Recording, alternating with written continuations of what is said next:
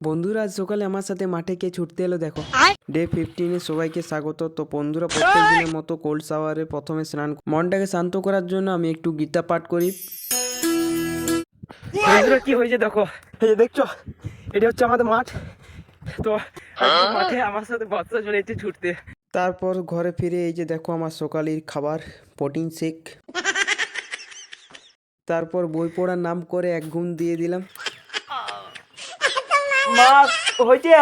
আজকে মুড়ি খাবারের স্পেশালিস্ট হচ্ছে এই যে দেখো কালো লঙ্কা, তার সাথে আছে দুটো বেগনি।